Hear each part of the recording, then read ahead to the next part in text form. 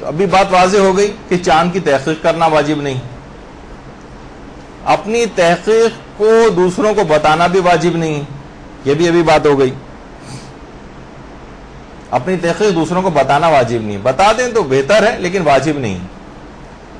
تیسری بات ایک یہ بھی ہے کہ آقا سیستانی خاص طور پر وہ کہتے ہیں کہ چاند کو اپنی نیکڈ آئی سے دیکھنا یہ معتبر، اپنی آنکھوں سے آپ دیکھیں.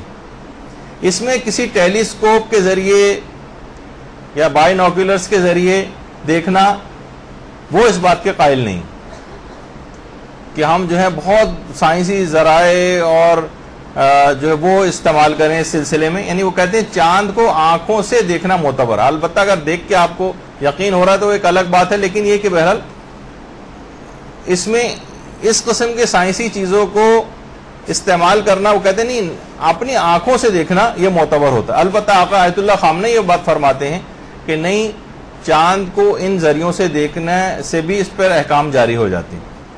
اچھا، بہت سے لوگوں نے یہ سوال بھی پوچھا کہ ہم جہاز میں مثلا بیٹھ کر جا رہے ہیں اور اتنی بلندی پر ہیں تو ظاہر ہے ہمیں چاند نظر بھی آ جاتا ہے بعض اوقات جہاز میں بیٹھنے سے، تو کیا ان کے لیے یہ معتبر ہو جائے گا؟ کیونکہ اگر ہم زمین پہ ہوتے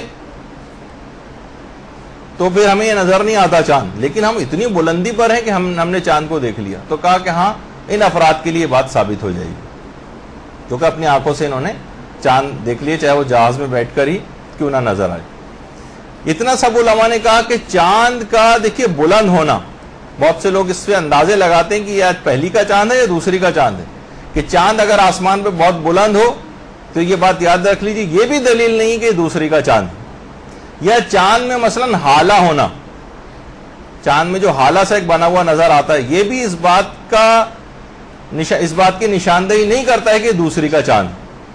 یہ چاند میں ایک ہالہ سا جو آپ کو نظر آتا ہے، بہت سے لوگ کہتے ہیں بھائی دیکھیے اس سے تو پتہ چلتا ہے کہ دوسری کا چاند ہے. جی نہیں، چاند میں ہالہ ہونا یا اس کا بلند ہونا یہ اس بات کی دلیل نہیں ہے کہ یہ دوسری کا چاند. تو بہرحال دیکھیے خدا کے یہ احکامات ہیں، اس کو مذاق نہ اڑائیں. بہت سے لوگ تو چاند رات کو اور عید کے دن کو تقریباً ایک مذاق